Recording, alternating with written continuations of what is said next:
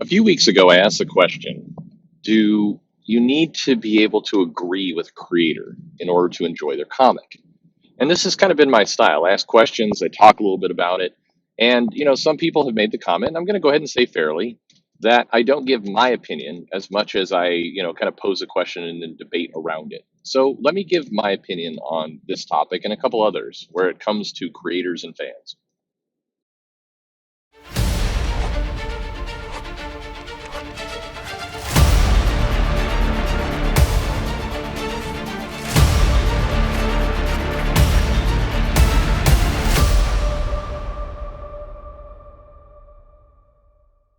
Hey everybody, this is Perch.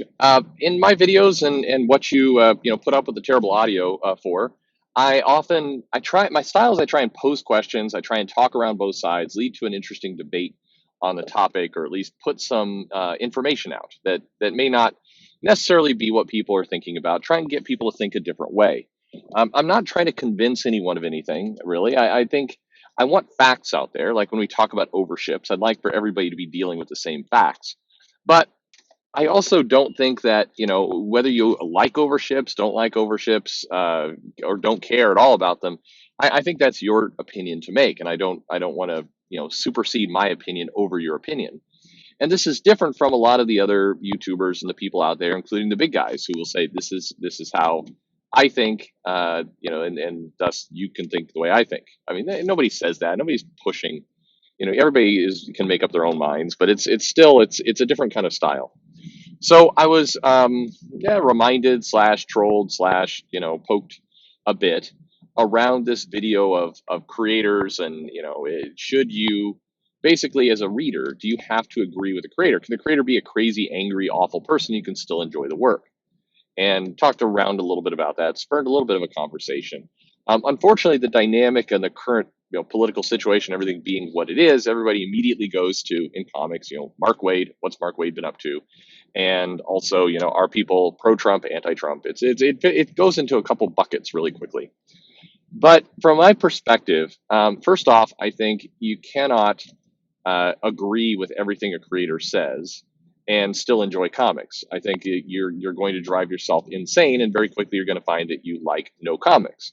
And you can see this kind of play out in that, 2 years ago, a lot of the current crowdfunding guys were well liked by people who were irritated with Marvel and DC. 2 years later, those fans, some of them, have been chipped away because people decided, hey, these crowdfunding guys are humans, as it turns out, like everyone else, and they have opinions that don't always correspond with me. And so I'm just going to keep kind of digging further and further down until I find the person who perfectly agrees with me. And what some people are discovering is that, big surprise, nobody agrees with you 100% of the time. It's just how life works. And so I think that it's you have to some extent separate the story from the artist. You have to. I think whether it's TV or movies or books or comics and anything else, before people too quickly go, nope, I don't have to. I don't have to compromise. Yeah, you do though. If you're going to read anything, you do. Some of the great works in the past. I mean, again, people often hold up John Byrne's She-Hulk. John Byrne's She-Hulk is amazing. It's great and everything else. These are people who don't know John Byrne very well. I mean, because if you were tracking to the creator has to be nice, a creator should not poke at people, the creator should not say offensive things or yell at a fan or all the rest. If that's the standard you're living by, and by the way, I think that's a fine enough standard, then you could not enjoy John Byrne's She-Hulk, because John Byrne is a crazy person. I mean, he just is. I'm sorry. A lot of people hold up and lionize Jim Shooter. Jim Shooter was not a pleasant person. He just flatly, he was not a pleasant person to work with. He was not a particularly pleasant person to engage with as a fan or a retailer either. I mean, now that he's in his, semi-retirement kind of part of his life, he's a lot more enjoyable to work with. But in the 80s and the 90s, this was not a guy who, was the nicest to people, including fans. But at the same time, he did a lot of good things. John Byrne did a lot of great things, and we should be happy to read some of those things and enjoy comics and the material for what it's worth. Now, having said all of that, this is where some people go, there's Perch taking a middle of the road approach again, fence sitter, blah blah blah, blah, that kind of BS. Um, there is a limit. There's a limit to how much people can put up with until any rational person would say, I can no longer enjoy the work. I can no longer enjoy this person because they're such an a-hole. There is limits. And by the way, those limits are also, they're group based and they're also individual based. So for example, if you've ever been screamed at by John Byrne, you probably are going to have a hard time enjoying John Byrne, and that's reasonable. That's completely reasonable. If somebody screamed at me and was a crazy person to me, and some of these pros have, then I can't enjoy their work in the same way. It's become personal to me. What I don't ask is for other people to stop enjoying it on my behalf. I think that's where if I have a bad encounter with John Byrne and I can't just deal with John Byrne anymore, I don't expect all my other friends, other retailers, other people to suddenly stop supporting Byrne too. That's on me. It's my experience. It's my deal. I think that then there's another step to be taken where certain creators can do things like the Eric Esquivel situation, which was slimy and nasty and outrageous. Just it was not acceptable on any level. And so there again, I think if you're reading this comic, you don't want to support a person like that. So you don't buy the comic and you blow them out of your life. I do think, by the way, as a kind of a sub note to all this, I do think that if a creator or a pro or somebody antagonizes you to the point that you can no longer consume their work, I think for your own sanity, nobody else's, this has nothing to do with staying silent. Just unplug in peace. You can unplug and just not plug back in. You don't have to unplug and then continuously kind of remind people that you unplugged. And this is something that I see on social media a lot, where certain people even get a whiff of something relating to a creator they don't like, and so they're like, "No, I closed my wallet to them a long time ago." So yes, I mean, I've heard that from you 50 times now. You're giving this person free rent in your head. It's just you're just too quick to constantly bring that up. We get it. Just happily move on. That's the suggestion there. Um, but I think then you take a turn to Mark Waid, and Mark Waid is a very interesting case because what a lot of people get upset with Mark Waid about is this Antarctica or Antarctic press torturous interference with Richard Meyer jawbreakers and that whole situation that occurred there. But what's interesting, what strikes me is the following. Number one, unless you are living under a rock or in complete denial, long before any kind of Richard Meyer comics, any of that stuff entered the scene, there were lots of rumblings in the comic book community that Mark Waid was a bit of a crazy person, that he would throw tantrums and other things. It's why when the videos started coming out, after all this went down, people were like, "Oh, did you realize that Mark Waid did this and this?" It's like, yes, I did realize that. Everybody realized that. This was the kind of person that he was.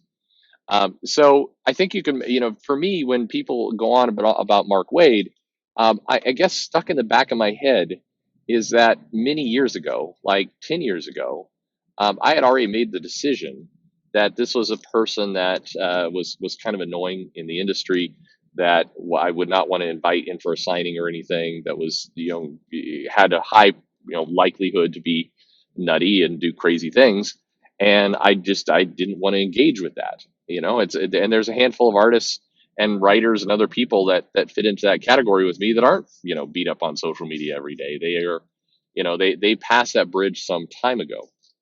Um, I mean, Dan Slott is another guy who's pulled enough shenanigans over the years, long before he started blocking people on Twitter, that you just say this person is a crazy person, and so therefore, if people want Spider-Man, we're going to get that comic and bring that in because people, the customer gets to decide what they want to spend their money on. But in terms of supporting them, beyond that, I just, there's lots of good people. A Liam Sharp is going to be a class act in your shop or in a convention or any day of the week, hands down. A Mark Waid is you're playing Russian roulette to some extent. You don't know what you're going to get. You may get a good experience, may get a terrible experience.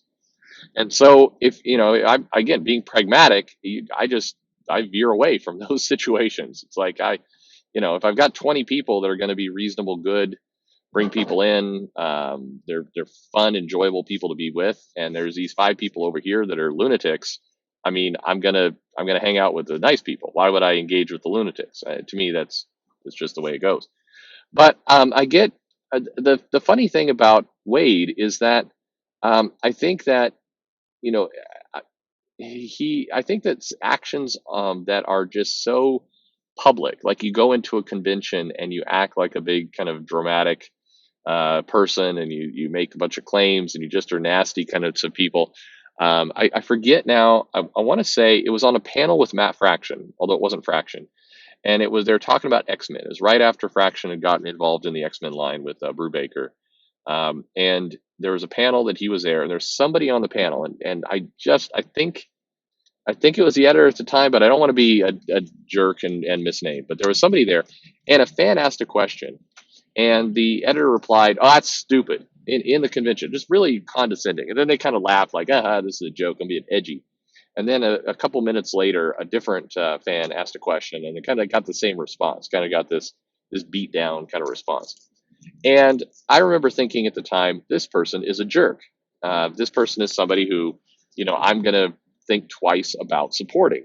Of course, again, if they're promoting a comic book that people want to buy, then I'm going to sell that comic book because the customer is king. But you started to lose support, and a lot of people in the room got that same feeling, and the word got out that, hey, this person's kind of a jerk. In fact, I remember, I don't think it was Bleeding Cool, maybe it was Newsarama. One of the sites said, hey, this person was a bit testy, and so the word got out that this person was difficult to deal with. And I think that's fair game. I think that if a creator acts like a jerk, I think the punishment is that you stop supporting them. And so I've never been in a shop. I've never been upset when somebody comes in and says, "Hey, I heard this creator's a real jerk. I just don't want my money going to this creator."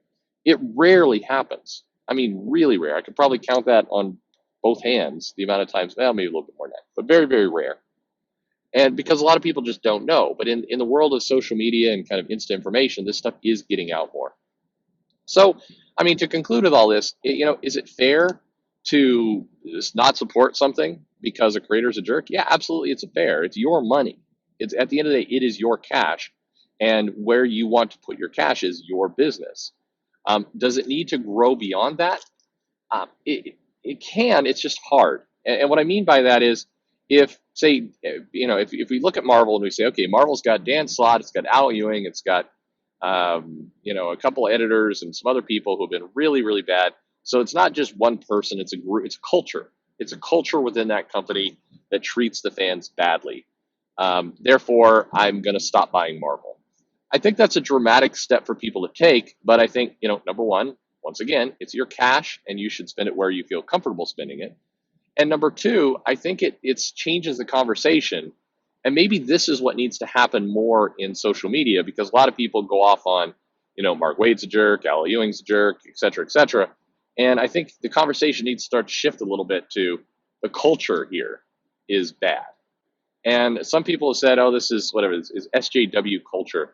That's not going to help anything. That again sticks it more in the world of politics and social media, and maybe some of those traits are happening. I don't know, but it's more of, you need to address, why is it in this company that we see a greater number of people with antagonistic attitudes than pleasant, connective attitudes?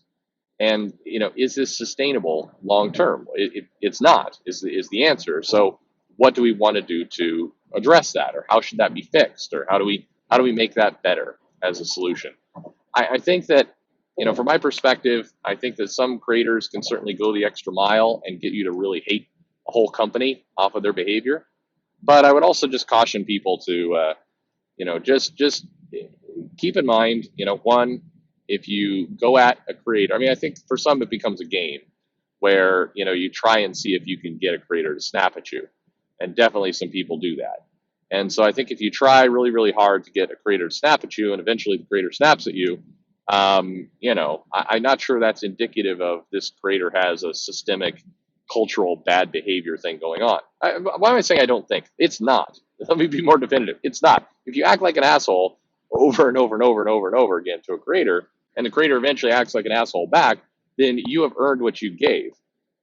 If that's that's very different from, say, a Mark Waid losing his mind for decades, or somebody being a skeezy creep like Esquivel was to women, or any number of these really nasty scenarios. I think giving what you get is one thing, still may turn you off of that creator. But I think if there's a culture of just, thoroughly wretched behavior where it's just this person's personality, I think those are the people that you focus on saying, one, um, how do these people either get better, change, go away, or two, why does the company culture keep these people employed? What's going on there? I think those are legitimate questions to ask.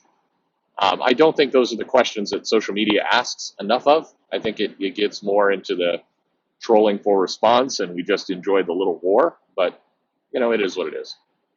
Hey, what do you think about all this? Leave me a comment below. Let me know your thoughts on the whole matter. I'll try and be more definitive. I'll take that criticism to heart. I'll try and be more, um, you know, outright about what I'm thinking. So, but if you have other comments, I'd love to hear them. You can go on Twitter and send me a question or a comment there at Comic Perch. Like and subscribe if you don't mind. Always appreciate that. And thanks for listening.